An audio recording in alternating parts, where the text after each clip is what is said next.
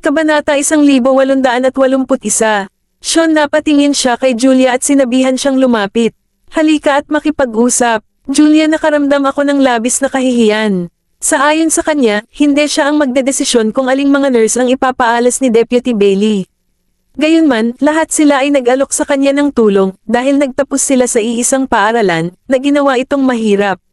Bukod dito, may kinalaman din sa kanya ang isyong ito. Marahil may ginawa siya na humantong sa hindi pagkakaunawaan. Lamang tulungan mo ito minsan. Nakahihikayat lumapit si Julia at tumayo sa sofa. Siya hindi man lang makatingin sa mata ni Sean, namumula ang kanyang mukha. Sean, kumikislap ang mga mata, pagkatapos ay lumingon siya at nagbuhos ng tubig. Sige na, magsalita ka na. Mabuti, nabalitaan ko na ipapaalas mo ang ilang nurse, pati na si Heidi. Julia, sabi niya, nawalan siya ng tiwala habang nagsasalita. Siya, pakiramdam niya ay iba na ang aura ni Sean ngayon, kaya nahihirapan siyang magpatuloy. Ngunit nangako siya sa iba.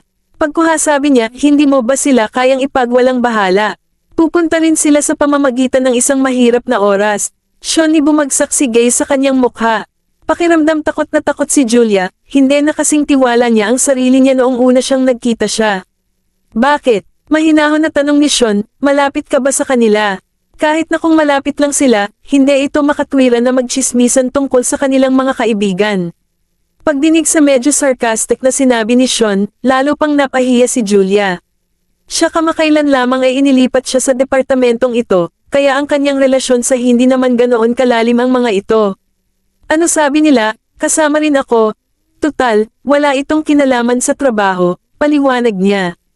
Marahil ako mismo ang nagdulot ng hindi pagkakaunawaan, bibigyan ko ito ng pansin sa hinaharap.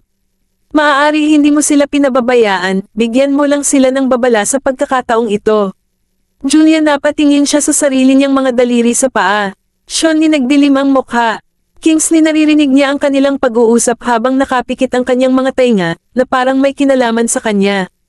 Ano sinabi ba nila? Ano ang hindi pagkakaunawaan? Sean, napatingin sa kanya. Kingsley, hinawakan niya ang kanyang ilong. Kingsley, muli niyang tiningnan ang nahihiya na tingin ni Julia, nanlaki ang kanyang mga mata. Maaari chismis ba kayo, guys? Julia, tiningnan niya si Sean, sobrang nahihiya at gusto na niyang umalis. Lalabas ako. Nang walang habang hinihintay ang sagot ni Sean ay tumalikod siya at nagmamadaling lumabas. Siya, hindi naman daw sila magkaibigan ni Sean, kaya parang hindi sila pamilyar sa kanila. Hindi nararapat na gumawa ng gayong kahilingan. Ay, nagtataka ba kung may mag-iisip na sadyang lumapit siya kay Sean? Bakit pumayag ba siya sa kanila ngayon? Pagkatapos paglabas ng ward, napabuntong hininga si Julia ng maluwag. Siya, sabi nga ni Sarah, pero hindi naman siya nag-aalala kung hindi naman siya isang bagay na maaari niyang desisyonin. Ang 12 sa kanila ang nagtataka na tumingin sa doktor, na pawis ng husto. Sila muli siyang sumilip sa loob. Sean, umupo siya sa sofa, walang ekspresyon. Ang parang kakaiba ang kapaligiran. Sila mabilis na inalis ang kanilang mga ulo at tumayo ng mahigpit sa may pintuan. Kingsley, naramdaman niya ang pag-aaklas ni Sean. Siya, nakatitig na siya mula nang pumasok siya dahil sa sinabi niya. Hehe, parang may problema ako sa akin. Siya, natawa ng awkwardly. Sean, binigyan siya ng isang pag-iyak. Kingsley, lamang ngayon nahihiya ako. Walang kahihiyan akong lumapit sa iyo para magsumamo para sa kanya, bakit hindi bigyan mo lang ako ng pagkakataong tulungan siya? Ito ay lahat dahil sa malaking bibig ko na ang mga bagay ay naging ganito. Nagkamali ako, gagawin ko, humingi ka na ng paumanhin sa kanya. Kingsley, bumangon siya mula sa kama at hinanap si Julia. Sean, hindi rin siya pinigilan. Pagkatapos, sabi nga nila, tumawag siya sa pangulo sa telepono. Ang mga nurse ay nasa tanggapan ng pinuno ng departamento na pinag-uusapan ang kanilang pagbibitiw. Julia, nakiusap na sila para sa kanila, ngunit hindi pumayag si Sean na panatilihin ang mga ito. Sila, wala siyang choice kundi magbitiw sa pwesto. Ang nakatanggap ng tawag ang department head mula kay Sean at paulit-ulit na tumango matapos marinig ang kanyang mga tagubilin. Oo, naiintindihan ko, Deputy Bailey. Kasalanan ko kung bakit hindi ako nag-aasikaso ng maayos, ako sana po ay turuan ko na lang ang mga staff sa ilalim ko. Kabanata 1882. Pagkatapos binaba ang telepono, pinagalitan sila ng pinuno ng departamento ng mahigpit. Representante, ipinaalala sa iyo ni Bailey kahapon, pero chismis ka pa rin. Sa palagay mo ba ang aming biro lang ba ang departamento? Kung hindi ka gumagana ng maayos, lahat kayo ay mapapaalis sa trabaho. Maaari mananatili tayo. Sila maingat na nagtanong, nakaramdam ng kislap ng pag-asa. Ito sa oras na hindi kita pababayaan, ngunit may mga kahihinatnan. Kung magulo ka na naman, nasa labas ka na. Napatingin sa kanila ang pinuno ng departamento, na dismaya. Salamat ikaw, Direktor. Salamat ikaw, Deputy Bailey. Salamat ikaw, Dr. Castro. Sila labis silang natuwa at napanatili ang kanilang mga trabaho. Ang tiningnan sila ng pinuno ng departamento, salamat, Dr. Castro. Kami humingi lang ako kay Dr. Castro ng tulong sa amin na ipagtanggol ang aming kaso. Nagpa siya si Deputy Bailey na huwag upang i-fire kami. Hindi sa pagnanais na itago ang anumang bagay, ipinaliwanag nila ang nangyari kay Julia. Ikaw magkaroon ng ilang nervyos, moral na blackmail ang Dr. Castro. Kung ikaw ay mas katulad ng doktor ewan ko ba, hindi ka na sana pinatay ni Vice Ganda. Dapat kang maging nagpapasalamat siya kay Dr. Castro at mas magaling siyang tretuhin sa hinaharap. Ngayon, mag-focus sa itigil mo na ang pag-aartista at itigil mo na ang pag-aaral. Pagkatapos sa pag-alis sa kanila, hinayaan silang bumalik sa trabaho ng pinuno ng departamento. Oo, Direktor. Tumango sila ng mahigpit, natutunan ang kanilang aral. Halos ang pag-alis ay isang wake-up call para sa kanila. Nangako sila na magtutuon sila ng pansin sa trabaho at iwasan ang tsismis sa hinaharap. Ang napabuntong hininga ang pinuno ng departamento. Doktor nagsumamo si Castro, at talagang binago ni Deputy Bailey ang kanyang desisyon. Maaari bang talaga bang nahit nila ito? Ang nagpa siya ang pangulo na hanapin si Julia. Responsibilidad niya na pamahalaan ang mga tao. Ilang sandali pa lang ay nakatira na siya rito at dapat ay narinig niya ang mga tsismis at tsismis na iyon, na marahil ay hindi komportable para sa kanya. Bilang dahil dito, hindi natagpuan ng pinuno ng departamento si Julia. Julia, tinawag siya ni Kingsley. Ang dalawa ang nakatayo sa kabilang hagdanan. Mr. Watts, ano ba ang maitutulong ko sa iyo? Tiningnan ni Julia si Kingsley nang hindi maipaliwanag. Kingsley ngumiti ng awkwardly, Dr. Castro, may mga tsismis sa aming departamento na ikaw at si Sean ay magkasama, lahat dahil sa akin. Ay, Kingsley ipinaliwanag niya ang sitwasyon kay Julia, na lalong nagulat ng nakinig. Siya hindi ko inasahan na ang mga tsismis na ito ay magmumula kay Kingsley. Mr. Watts, hindi ko sinasadya iyon. Ako at si Deputy Bailey ay mga kasamahan lamang. Julia ipinaliwanag. Sino ay si Deputy Bailey? Saan siya naglakas loob na mag-isip ng matapang? Hindi iyon ang ibig kong sabihin.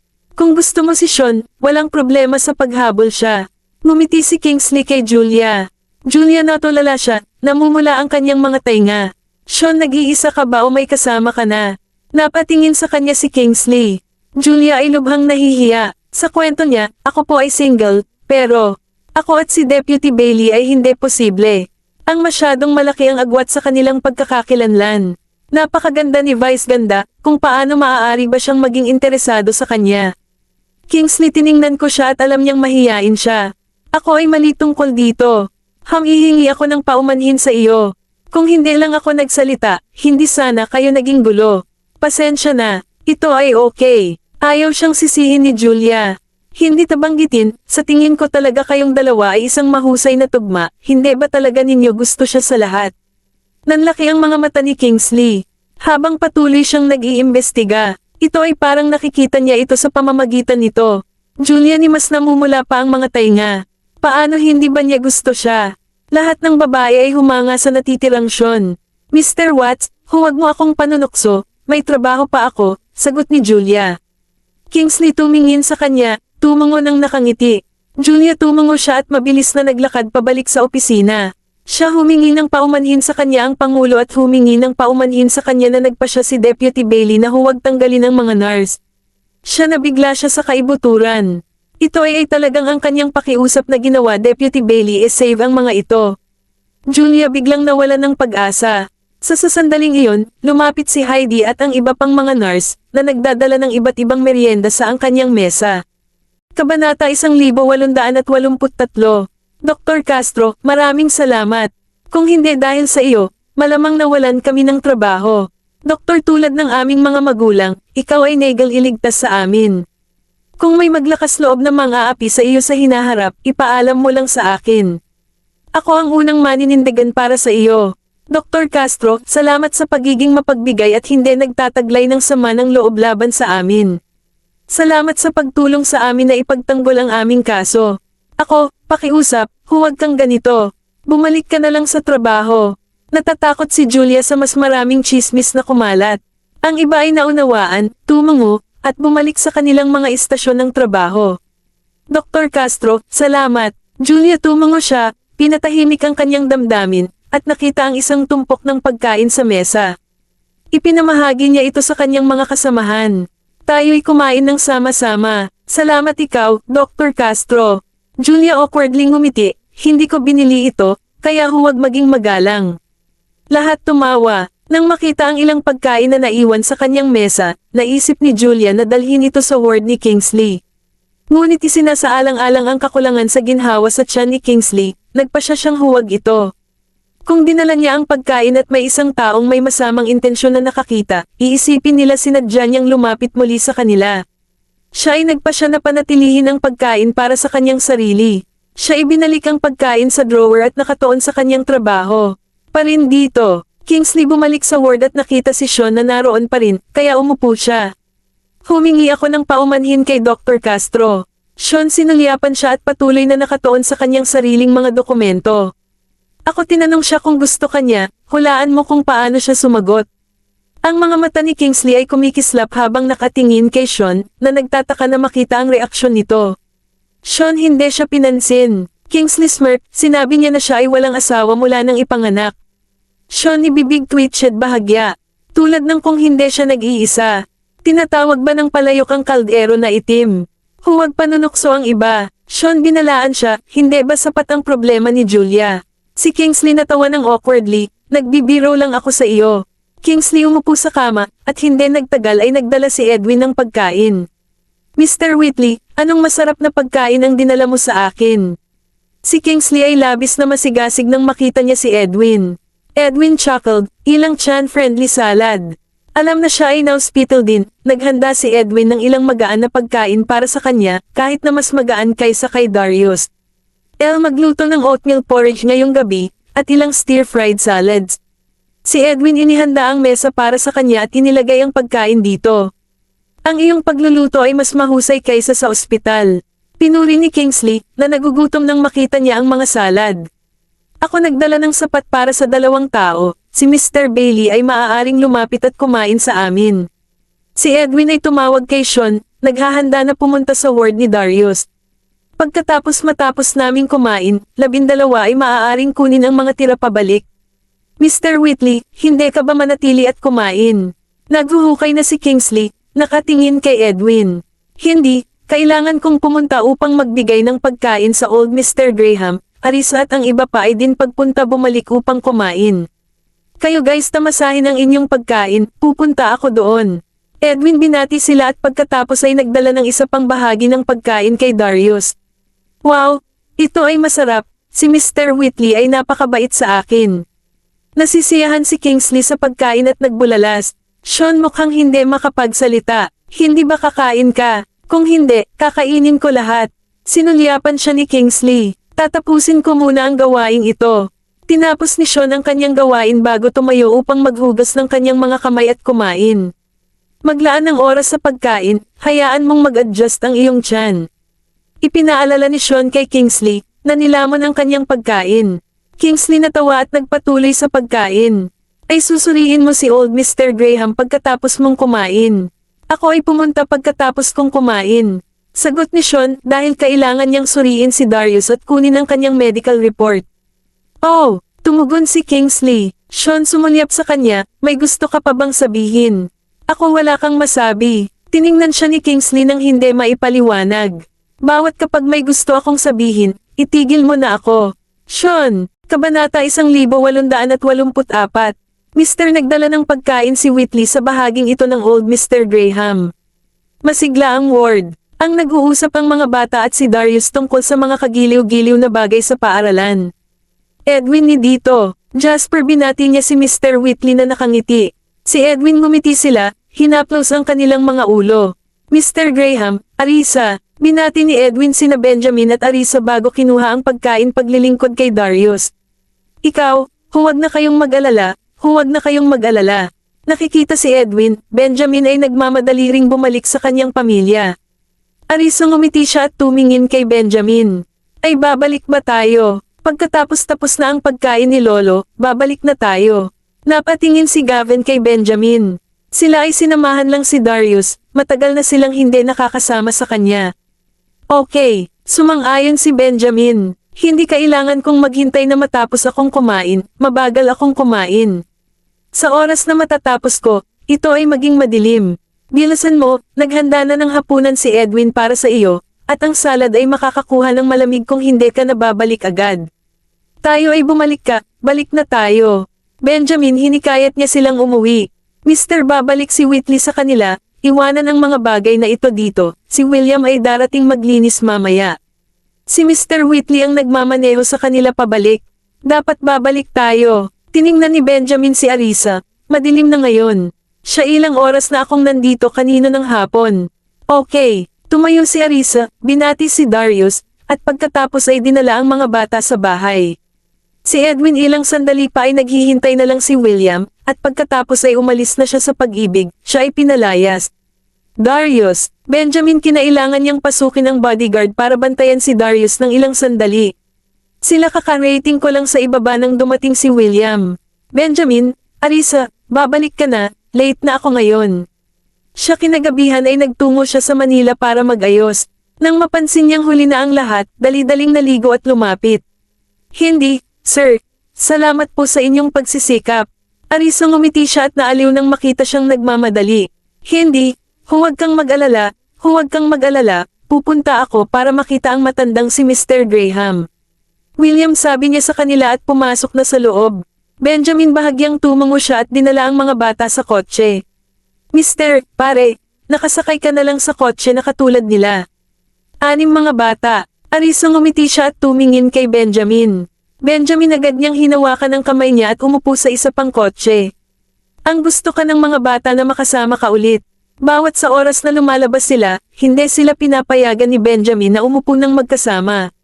Ito ay nakakapagtaka kung ang mga bata ay walang pagtutol. Pag upo hiwalay ay mas maluwang. Tinulungan siya ni Benjamin na pumasok sa kotse at hinintay siya umupo siya at sinabihan ng driver na magmaneho. Pahinga kung pagod ka, niyakap siya ni Benjamin at sumandal sa kanya. Ako ay, okay lang naman sa akin si Daddy, masaya ako. Arisa sumandal siya sa kanya, nakahawak sa kanyang baywang. Benjamin sumandal siya at hinalikan siya. Itay baka makalabas na siya ng ospital bukas, di ba? At Kingsley din, di ba? Dapat ba nating sunduin sila bukas? Arisa tumingin siya kay Benjamin, hindi sigurado kung gusto niyang sumama. Gagawin namin kailangan nilang maghintay para sa kanila upang matapos ang kanilang umaga IV drip at ang discharge proseso mga tanghali na, kaya hindi na kailangang dumating ng maaga, sabi ni Benjamin. Tumingin sa kanya, ikaw hindi ako pwedeng manatili sa bahay, kailangan kong sumama, giit ni Arisa. Ikaw, mapagmahal na pinisil ni Benjamin ang pisngi niya. Bukas, dadalhin kita sumama. Hindi ba nagtatrabaho ka ba? Tanong ni Arisa habang nakatingin sa gwapong mukha ni Benjamin. Siya hindi na kailangang magtrabaho, ngayon ay isa na siyang malayang tao. Benjamin hinawakan niya ang kanyang ilong at sinabing, bukas ng umaga ay magtatrabaho ako mula sa bahay, tapos pag ihatid ko sila sa bahay, pupunta ako sa opisina bukas ng hapon. Arisa ngumiti siya, maganda ang tunog. Kabanata 1885. Tinawagan ka na ba ni Jeremias? Napatingin sa kanya si Benjamin, nakakuha ng ilang timbang kamakailan. Nitong mga nakaraang araw, siya ay nag-aalala siya para sa bata at sa kanya, at nawalan siya ng timbang. Hindi, napatingin sa kanya si Arisa. Pagkatapos ni Jeremias humingi siya ng litrato ng kanyang matandang mister, hindi na niya ito tinawagan pa. May kislap sa mga mata ni Benjamin. Jeremias kung siyasatin siya ni Gideon, hindi niya alam. Ngunit mula kahapon, ang pagsisiyasat ay tumigil. May nalaman ba si Jeremias, o may iba pa bang pahiwatig? Mahal, bakit sa palagay mo gusto niya ang larawan ng matandang mister? Biglang tanong ni Benjamin sa kanya. Hindi ito maunawaan ni Arisa. Ang matandang mister ay pumanaw na. Wala nang dapat na interesado. May gusto ka bang malaman? Biglang tinanong siya ni Benjamin. Lumipat ang mga mata ni Arisa, nakatitig ng diretso sa kanyang malalim na mga mata. Ano ito? Ngumiti si Benjamin, ang aking mga tao ay nagulat na nagpunta si Regan sa Jiangcheng. Si Benjamin ay palaging nagbabantay kay Regan. Ano ang ginagawa niya sa Jiangcheng? Hindi ito maintindihan ni Arisa sandali. Hanapin si Jeremias, sabi ni Benjamin mahinahon. Si Regan ay napakakapansin-pansan sa pintuan naghihintay para kay Jeremias. Biglang nagpunta roon si Regan, sumunod sa kotse ni Jeremias. Ngunit ang kanyang mga tao ay medyo malayo at hindi nalaman ang relasyon sa pagitan ni Regan at Jeremiah. Malinaw na ayaw ni Jeremias makita si Regan. Kung ano ang kanilang relasyon, Jeremias marahil alam. Sa sorpresa ni Benjamin, ang dalawang ito ay kilala sa isa't isa. Lumaki si Honey sa pamilya York at ngayon ay biolohikal na anak na babae ni Jeremiah. Gusto ni Jeremiah ang larawan ni Dominic, marahil upang kumpirmahin kung kilala niya siya ng personal. Bakit niya hinahanap si Jeremias? Kilala ba nila ang isa't isa? Umupo si Arisa sa pagkagulat. Posible, ngunit nang magtrabaho si Regan sa lugar ni Jeremiah, hindi siya nakita ni Jeremiah at tinanggihan siya palayo, ibinahagi ni Benjamin ang alam niya sa kanya. Nakasimangot si Arisa, nagtataka kung kilala ni Regan si Jeremiah. Parang may hindi tama. Kung kilala ni Regan si Jeremiah, bakit hindi siya pumunta sa kanya noong nakikipag-usap sila sa kanya, sa halip na maghintay hanggang ngayon? Bagamat hindi nila siya nakilala, maaari bang magkaugnay ang pamilya York at ang Hoffman pamilya sa ilang paraan? Tanong ni Benjamin sa kanya, nag-iisip. Isa sa Jiangcheng, isa sa Delmore, ang dalawa ay tila walang koneksyon, na may katuturan. Hindi ko pa naririnig ang matandang mister banggitin ito. Si Arisa ay kasama ni Dominic mula pa noong bata pa siya. Binisita niya ang maraming mga kamag-anak noong bata pa siya, at palaging isinasama siya ng matandang mister, ngunit hindi siya nakakita ng sinuman na may apelyido na Hoffman. Karamihan sa kanila ay mga kamag-anak mula sa Delmore at sa kanilang bayan. Maaari bang mga kamag-anak mula sa panig ng ina ni Regan? Patuloy siyang hinikayat ni Benjamin na mag-isip. Hindi gaanong malamang iyan. Isipin mo tungkol dito. Sa katayuan ni Jeremiah, kung ang ina ni Regan ay talagang may kahangahangang mga kamag-anak, hindi ba mas lalo niyang hinahamak ang iba at kailangang magpakita ng maraming beses sa isang araw? Hindi maintindihan ni Arisa. Sa pakikinig sa kanyang paglalarawan, si Benjamin ay tumawa ng mahinahon. Maaari ba itong maging iba pang relasyon na hindi natin alam? Hindi ito maunawaan ni Arisa. Hindi rin niya maintindihan kung bakit si Jeremiah ay nais ng larawan ng kanyang dating mister. Bakit hindi mo tanungin si Jeremias? Hinayla siya ni Benjamin sa kanyang mga bisig. Hinawakan niya ang ulo nito. Napabuntong hininga si Arisa, pagkatapos ay tumingin sa kanya, nakatagpo ng malalim na mga mata ni Benjamin. Kalimutan mo na, ayaw kong malaman. Hindi mo ba sinabi na pinalayas na siya ni Jeremias? Hindi siya banta sa atin, kaya hindi mahalaga kung ano ang relasyon nila. Ayaw niyang tawagan si Jeremias. Alam ba ni Regan na siya ang iyong ama? Nagpatuloy si Benjamin sa paghuhula. Kung hindi, bakit pupunta si Regan kay Jeremiah sa oras na ito? Kung alam niya, bakit hindi niya ako ginamit upang makakuha ng mga benepisyo para sa kanya dati, at maghintay hanggang ngayon? Sumagot si Arisa, pakiramdam na ang hula na ito ay hindi tumpak. Nagtaas ng kilay si Benjamin, at sinabing siya may punto. Magkakaroon ako ng isang tao na patuloy na siyasatin ang sitwasyon. Kabanata 1886. Arisa tumingin siya sa kanya at hindi siya pinigilan. Anyway, ano man ang relasyon ni Regan at Jeremiah, hindi ito mahalaga, minsan nalaman niya ito. Ngunit napakabigla para sa kanya na tanungin si Jeremias mismo. Kapag sa kanilang pag-uwi, natagpuan nila na si Jeremias ay nagpadala sa kanya ng maraming bagay. Sila lahat ng mga lokal na espesyalidad mula sa Jiangcheng, lahat ng pagkain. Arisa nagkaitinginan si Benjamin, naguguluhan. Bakit bigla ba siyang nagpadala sa akin ng napakaraming bagay? Arisa ganap na nalilito, nang walang babala. Jeremias ni hindi ko man lang sinabi sa kanya ng maaga. Ni Benjamin napapikit ang mga mata, marahil ay nahulaan na ni Jeremiah ang kanyang pagkakakilanlan. Sa sasandaling ito, tumunog ang telepono ni Arisa. Ito ay isang tawag mula sa pamilya Hoffman. Miss, hi Sir Eduardo, gusto ko po sanang magpadala sa inyo ng mga local specialties mula rito. Natanggap mo na ba ang mga ito? Ito ay si Gideon Hoffman ang tumawag kay Arisa. Jeremias nakikinig siya sa gilid. Oo, marami na po ang natanggap ko, salamat po, salamat po. Bakit ginawa ni Commander Hoffman biglang ipadala sa akin ang mga ito? Arisa hindi pa rin siya nakarating sa kanyang katinoan. Hehe, natakot ba ako kay Miss York? Miss York, huwag kang mag-alala, pakinabang lang ito na ibinibigay ni Mr. Hoffman sa mga bagong empleyado. Wala namang mahalagang bagay dito, kakain mo lang at ng mga bata ang makakatikim nito, kung may nakita ka masarap, pagkatapos mong kumain, ilipadala sa iyo ang higit pa. Gideon napaka-excite niya, tulad ni Arisa na bahagi ng pamilya Hoffman. Napakapala kaibigan, benepisyo para sa mga bagong empleyado. Ginagawa ba mayroon pa rin bang ganitong uri ng benepisyo ang departamento? Arisa mukhang nalilito, ngunit sa pag-uwi niya sa bahay ay hindi na niya mapigilan ang pag-aalaga sa kanya. Tanggapin ang mga ito at ibalik ang mga ito. Salamat po sa akin, salamat po sa pag-aalaga sa akin, magalang na pahayag ni Arisa ang kanyang pasasalamat. Miss, ate, kumain ka na ba? Nag-aalala na tanong ni Gideon.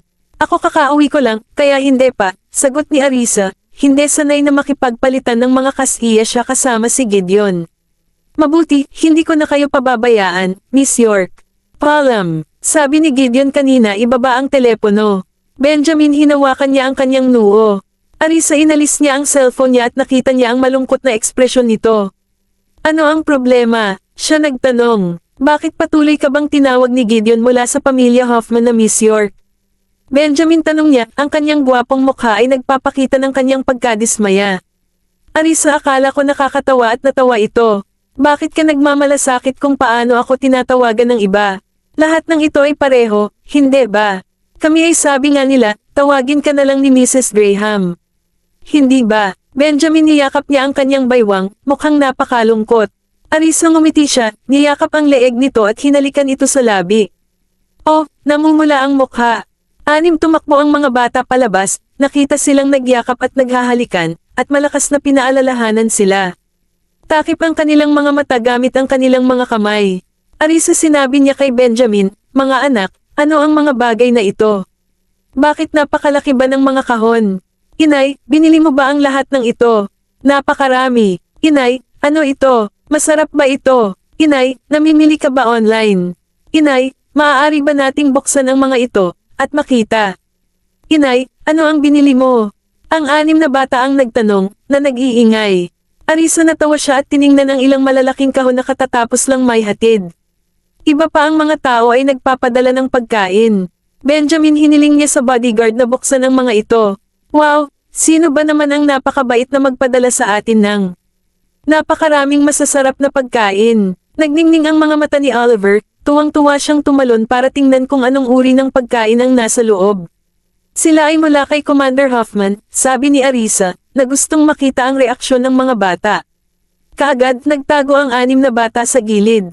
Arisa, gawin kailangan ba nilang maging labis na pinalaki? Biglang sa pagnanakaw o pagnanakaw ng mga bagay-bagay, ito ay isang panlilinlang o isang pagnanakaw. Nakasimangot si Zachary, nakatitig sa mga kahon na para bang mga bomba. Ni Benjamin bumuti ng husto ang mood, bahagyang tumaas ang kanyang manipis na labi. Huwag tulad ni Commander Hoffman. Ang kanyang ang makitid na mga mata ng Phoenix ay kumikinang na may isang pahiwatig ng kaguluhan. Arisa tumingin sa kanya, pakiramdam hindi makapagsalita. Huwag tulad niya. Napabuntong hininga si Zachary, hindi nakakalimutan ang insidente kung nasaan sila inalis ni Jeremias. Kabanata 1887. Wow, napakaraming masasarap na bagay. Jesse nakita niya ang iba't ibang pagkain sa malaking kahon na binuksan ng bodyguard, at ang kanyang mga mata pinalawak. Doon lahat ng uri ng prutas, mga lokal na espesyalidad, at ilang mga lokal na merienda. Gavin, sina Timothy, Oliver, Zachary, at Jasper ay nakatingin sa pagkamangha. Kahit na hindi nila gusto si Jeremias, lahat ng ito ay nasisiyahan silang kumain. Ito ay napakahirap magpasya, dapat kumakain ba sila o hindi? Pagkatapos hindi sila nakikita ni Jeremias, kaya hindi niya alam kung kumain sila o hindi. Sila maaari lamang sabihin na hindi sila kumakain, at hindi niya malalaman. Ngunit kung kumakain sila, parang hindi makatarungan sa kanilang sarili. At hindi makatarungan kay Papa. Ang anim na bata ang nakatayo sa gilid, hindi umaakyat para kumuha ng kahit ano, na nakadarama ng hindi pagkakaunawaan. Arisa, tiningnan niya ang ekspresyon ng mga bata at hindi niya mapigil ang tumawa. Huwag, gusto mong kumain. O natatakot ka ba na masira ito? Panunukso niya sa mga bata. Inay, maaari ba nating kainin ang mga ito? Hindi rin mangmang si Jessie, alam niya kung paano protektahan ang kanyang sarili. Kung wala ang pahintulot ni Arisa, hindi sila makakain ng anumang hindi kilalang bagay pinagmulan.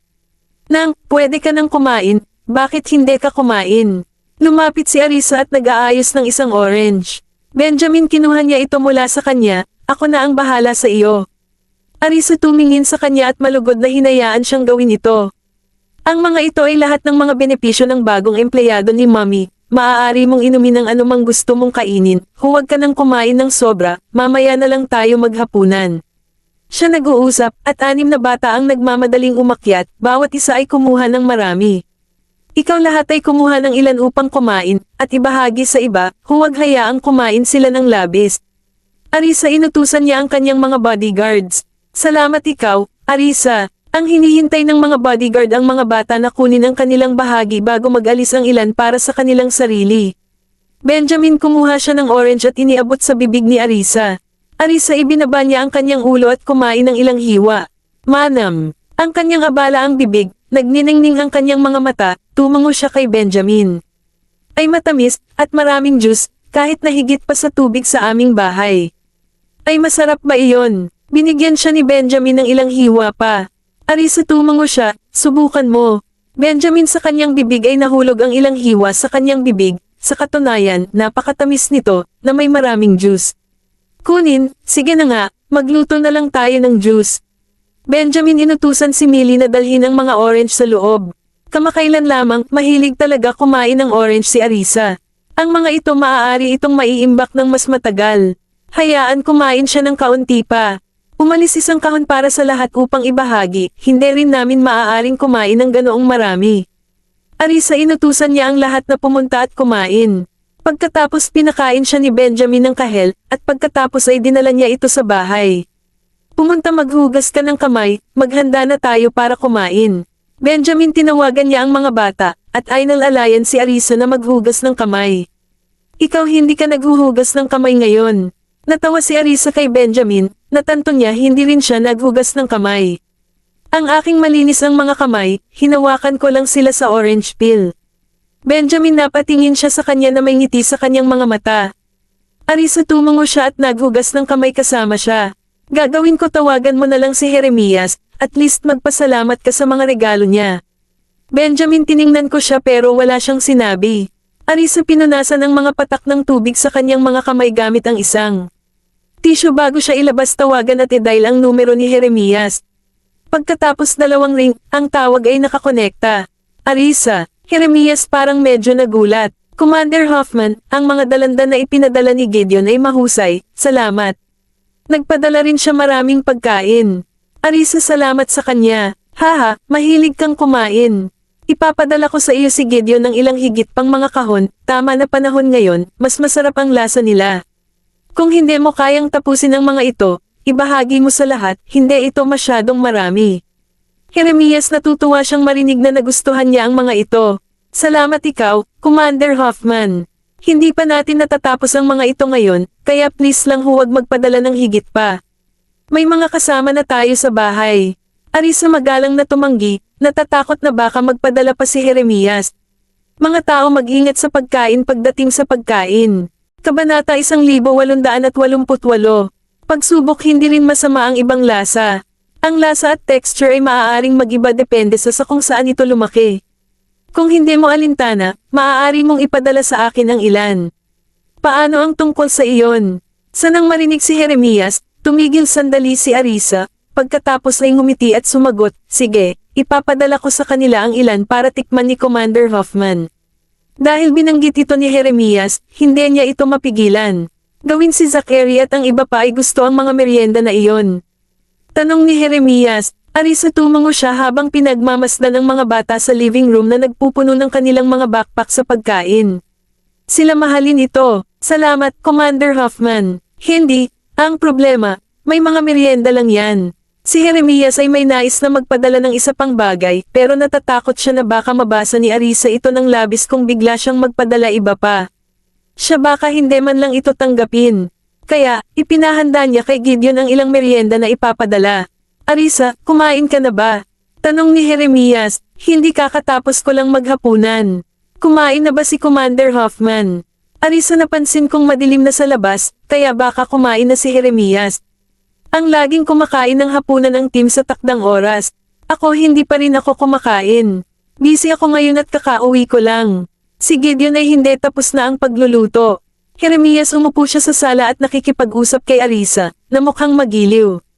Si Justin tumayo sa itaas, pinagmamasdan sina Jeremiah at Arisa na nag-uusap ng napakainit, ang kanyang mga kilay nakaluhod.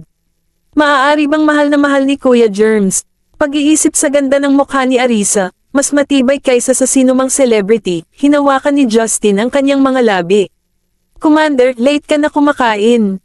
Ngumiti si Arisa, medyo nahihiya ang pakiramdam. Mabuti, ikaw sige at kumain muna, pwede tayong mag-chat mamaya kapag may oras ka. Nakita ni Jeremias ang isang umakyat siya sa itaas at ibinaba ang telepono kay Arisa. Ikaw bumaba ka rito. Mga salita ni Jeremias agad na bumalik sa kanyang karaniwang seryosong ekspresyon, hindi na parang kinakausap niya si Arisa. Si Justin nagulat siya at mabilis na bumaba. Tiyuhin. Jeremias tumingin sa kanya pataas at pababa, ang kanyang tingin ay mapang-api. Si Justin nanginginig, natatakot siyang makitang ganito si Jeremias na tila hindi niya magagawa itago ang anumang bagay. Ginawa may kinalaman ka ba sa bagay na iyan? Mga salita ni Jeremias malamig at matalim ang tingin niya habang nakatitig kay Justin. Si Justin nagulat siya, ano ang mahalaga? Jeremias sabi ni Justin, sinusuportahan ko ang lahat ng ginagawa mo, pero kung makukuha mo, kahit anong mangyari sa akin, hindi ko rin kayo paprotektahan. Kung siya ay kasangkot o hindi, kinailangan siyang babalaan ni Jeremias upang kumatok sa kanya. Kung ang isang tao ay gumagawa ng isang maling hakbang, maaaring hindi nila ito pagsisihan. Lamang tulad noon, kasama si Edna Luet. Para sa pag-aakalang may kapangyarihan, sinadya niyang gamitin ang ibang babae na may higit na impluwensya, sa pag-akyat ng ranggo sa pamamagitan ng mga koneksyon ng babaeng iyon sa militar, sa pag-aakalang kaya niyang kontrolin ang sitwasyon. Sa kasamaang palad, ang mga bagay ay hindi umunlad tulad ng kanyang plano.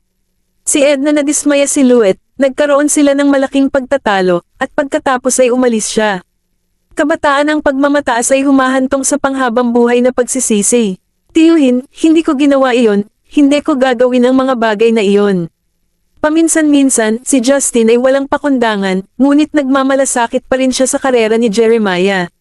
Siya si Jeremias ang anak niya, at kung may ginawa siyang mali, tiyak na isipin mo na lang ang titi mo. Hindi, sige na nga, pero kapag nalaman ko na, may problema ka, babasagin ko ang mga paa mo. Jeremias ibinaba ng husto ang baso ng tubig. Si Justin napatingin siya at tiningnan ang kagandahan ni Jeremias. Dapat umamin siya, kung nalaman ng kanyang tiyuhin na hindi siya makakatakas sa parusa. Tiyuhin, nalaman mo na ba kung paano nadakip si Benjamin at ang iba pa? Si Justin nagtanong. Jeremias napahinto, matalim ang kanyang mga mata. Lamang ang pagtitig kay Justin ng ganoon ay nagpakilig sa kanyang anit. Bakit napakabait ba ng kanyang tiyuhin kay Arisa? Lamang ngayon ay napakabait niya, ngayon ay napakahigpit niya sa kanya, hindi pa niya nakita ang kanyang tito maging napakabait sa sino man dati. Si Justin hindi ko maiwasang isipin na nagustuhan ni Jeremiah si Arisa. Kaya, lalaki lang naman ang tita niya. Ikaw mas mabuti pang huwag nang itago sa akin ang anumang bagay. Napatingin si Jeremias sa kanyang pamangkin. Kabanata 1889. Ni Justin napapikit ang mga mata, Tito, ginawa ba ito ng pamilya Luet? Mga salita ni Jeremias napatalas ang mga mata nang makita siya ng ganito, lalong naging seryoso ang kanyang mukha. Ginawa may ginagawa ka ba? Tiyuhin, huwag kang magalit, ako. Si Justin itinaas niya ang kanyang kamay at sumumpa, wala akong ginawang anumang bagay para saktan ka. Sa totoo lang, para makasama ko si Benjamin, nakipag-ugnayan ako sa mga puwersa isang tao. Hindi magawa upang mapaglabanan ang panggigipit ni Jeremias, nagsalita siya sa mas banayad na tinig. Sa una, nakipag-ugnayan sa kanya ang taong iyon, at sinabing may pakikipagtulungan. Sa isang banda, ito ay upang makitungo kay Benjamin, at sa kabilang banda, ito ay upang gawin pera. Ngunit kalaunan, naramdaman niyang niloloko siya, kaya hindi siya pumirma ng kontrata sa iba pang partido. Ano ang hindi niya inasahan na ang kanilang underground base ay nalantad, at ang mga taong iyon lumikas magdamag. Naisip niyang linlangan si Benjamin, kaya pinamunuan niya ang kanyang bayan doon. Siya ginawa niya ang lahat ng ito, ngunit ang mga sumunod na pangyayari ay ganap na hindi inaasahang siya. Siya hindi ko inasahan na magkakaroon ng problema sa loob ng organisasyon ni Jeremias. Ang mga ito nitong mga nakaraang araw, nanatili siya sa bahay ng pamilya Hoffman, nag-iisip tungkol sa paulit-ulit ang lahat, parang nagamit na siya. Ang mas pinag-iisipan niya ito, mas mali ang pakiramdam niya. Kung siya ay nasangkot, ito ay siguradong makakaapekto ito sa kanyang tiyuhin. Jeremias galit na galit siya kay Justin, ipaliwanag mo sa akin ng malinaw, kung ano ba talaga nangyari. Si Justin lumuhad ng direkta. Tiyuhin, sabihin ko sa iyo, huwag kang magalit. Si Justin hindi siya naglakas loob na itago ang anumang bagay, at sinabi niya kay Jeremias ang lahat ng bagay ng detalyado. Tiyuhin, hindi naman ako pumirma ng kontrata sa kanila, kaya hindi dapat may kinalaman ito sa akin, di ba? Kapag natagpuan nila ako, matagal na silang nakadeploy doon, hindi ko alam kung bakit bigla silang naglantad ng kanilang sarili, lumikas sila magdamag. Pagkatapos, ako sadyang may nag-akay kay Benjamin at sa iba pa. Hindi ko alam ang pahinga. Jeremias napatingin siya kay Justin at nagsalitan, lumuhad ka sa bulwagan ng mga ninuno. Pagiging masaya ka ba na nalinlang ka sa paglukso sa hukay na hinukay ng iba? Ito ay ang kanyang pagkabigo sa pag-aaral, hindi siya nagbibigay ng kaunting utak. Oo, si Justin masunurin siyang tumakbo para lumuhad sa bulwagan ng mga ninuno. Ang kanyang tablet ng ina ay nasa bulwagan ng ninuno ng pamilya Hoffman, hindi kasama ang mga Rogers pamilya. Bumalik pagkatapos, ibinalik ni Tito si inay sa pamilya Hoffman. Mr. Hoffman, ano ba ang problema? Nakita ni Gideon na galit si Jeremias at lumapit siya upang suriin.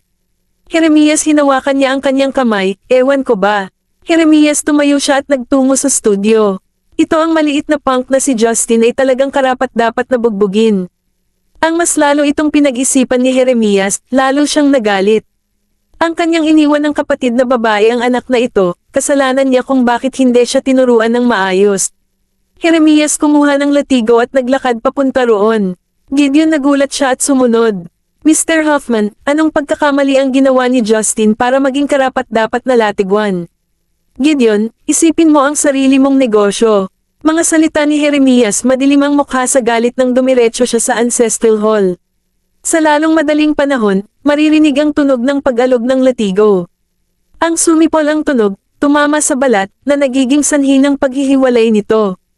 Gideon napabuntong hininga siya dahil alam niya kung gaano ito kasakit. Si Justin hindi siya naglakas loob na magsalita. Nagnangalit ang kanyang mga ngipin habang nakaluhod siya roon at hinahampas ni Jeremias. Ikaw, Mangmang, alam mo ba ang ginagawa mo? Ginawa natutuwa ka bang makita si Benjamin na nahuli matapos siyang linlangan? Ikaw Hangal, panoorin nanay mo at pag-isipan mo ang mga kilos mo. Pagsaway, ilang beses na hinalikan ni Jeremiah si Justin bago tumigil. Si Justin nababalot siya ng dugo, sa sobrang sakit na halos hindi na siya makatayo. Tiyuhin, nagkamali ako. Si Justin hindi ko akalain na magagalit si Jeremias. Sa huling pagkakataon, nagkamali siya at ilang araw na siyang nakakaranas ng mataas na lagnat at muntik na siyang mamatay. Jeremias lumabas siya sa bulwagan ng mga ninuno at binalaan si Gideon, huwag mo siyang pakainin ng pagkain ngayong gabi, hayaan mo siyang magutom. Oo, Mr. Hoffman. Tiningnan ni Gideon ang lalaki sa bulwagan ng mga ninuno at napabuntong hininga. Siya agad na may nagdala ng gamot para linisin si Justin, umaasang hindi ito mahulog may sakit na naman. Kung hindi, si Mr. Hoffman ay muling makaramdam ng kalungkutan at panghihinayang. Kabanata 1890. Jeremiah tinawagan si Deputy Chen na pumunta sa bahay at umupo sa sala naghihintay. Kapag bumalik si Gideon at nakita siyang nakaupo roon ng mag-isa, nawala ng pag-iisip, naglakad siya higit sa. Siya binuhusan ko siya ng isang basong tubig. Mister, kumain ka na ba?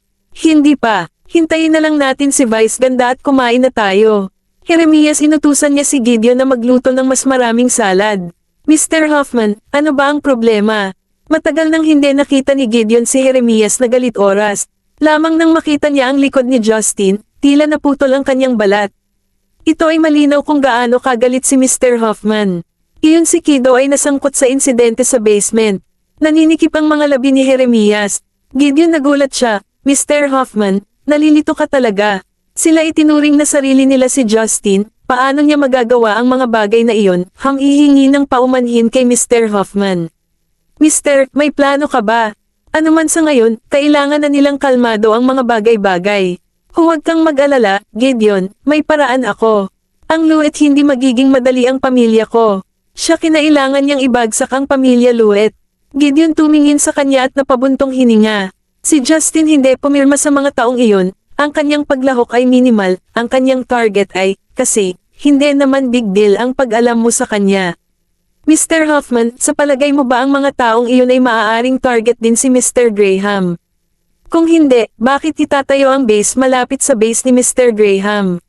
Malinaw, sila ay sinusubukan mong i-frame si Benjamin. Sanang marinig ni Jeremias ang sinabi ni Gideon, ipinikit ni Jeremias ang kanyang mga mata at inakala na hindi iyon imposible. Ang pamilya Luet na pumipigil sa kanilang kooperasyon ay isang perpektong plano, ngunit sila ay hindi rin mga hanggal. Ito ay hindi naging madali para sa pamilya Luet na i-trip sila ng ganito. Gideon, bilisan mo at magluto ka ng salad, malapit nang dumating si Deputy Chen. Jeremias, naalala ko si Gideon. Oo, Mr. Hoffman. Nagmamadali si Gideon na maghanda ng mas maraming salad. Jeremias umupo sa silid tulugan, nag-iisip tungkol sa buong sitwasyon at kung paano haharapin ang pamilya Luet. Matapos kumain sina Arisa at Benjamin, nag-aral si Benjamin. Siya ilang sandali pa ay pinalakad-lakad ang mga bata sa hardin bago sila tinawagan sa loob para gawin ang iyong homework. Siya sabi niya kay Edwin, Mr. Whitley, bukas magdala ka ng ilang tao sa taniman, pumili ng ilang mga dalandan, at ipadala ang iba pang mga prutas kay Commander Hoffman. Si Edwin sabi niya, oo, Arisa, wala namang kagyat na kagyat ngayon, aalis na ba tayo ngayon? Hindi, bilisan mo, kunin natin sila bukas ng umaga at ipapadala natin sila. Tatanggapin nila ang mga ito bukas ng umaga. Arisa ngumiti, ito ay aabutin lamang ng 1 oras upang kunin ang mga ito ngayon, maaari naming ipak ang mga ito at ipadala ang mga ito kaagad. Tatanggapin nila ang mga ito bukas ng umaga. Si Edwin, hindi ako makaupo at lumabas para tawagan ang mga tao.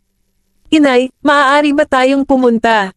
Ilang gusto rin ng mga bata na pumunta sa orchard para maglaro. Arisa ngumiti siya, hindi mo pa natatapos ang homework mo. O, yung mga kaunting homework na ito, matatapos na natin pagbalik natin. Jessie, hinawakan niya ang kanyang ulo at tiningnan siya ng maayos. Inay, pakiusap, maaari ba tayong umalis? Arisa, hindi ko mapigilan ang sarili ko at ngumiti ng ngiti. Okay, pero kailangan mo nang bumalik, gawin mo na ang homework mo. Oo, 6 ang mga cute na maliliit na bata ay napakasaya, pumalakpak at nagsaya, at lahat sila ay tumawag, sumunod sa kanila si Maria. Arisa, hayaan mo akong kunin ang mga ito. Punong-puno ng kalungkutan ang mukha ni Maria nang ilabas niya ang mga ito, hanapin si Edwin sa kakahuyan. Gagawin ko, sumama sa iyo. Matagal na rin akong hindi nakapunta sa orchard doon. Arisa, hindi rin siya makatili, lahat sila ay lumapit, at wala siyang magagawa bahay. Benjamin, abala na naman. Inay, hindi ba natin sinasabi kay Daddy? Ngumiti si Gavin at hinawakan ang kamay ni Arisa, na nagpapaalala siya. Kami, huwag mo siyang sabihan, busy siya, babalik kami sa lalong madaling panahon. Arisa, hinawakan niya ang ulo ng kanyang anak at inilabas ang mga ito. Inay, bilisan natin, pumili tayo ng mabilis, at pagkatapos ay babalik tayo. Timoteo, hinawakan niya ang kamay ni Jessie, tuwang-tuwa. Arisa, tiningnan niya ang mga ito, nang makita ang mga bata na napakasaya, ngumiti siya. Gagawin namin, kumuha ka pa mamaya at dalhin mo na lang sila sa ospital.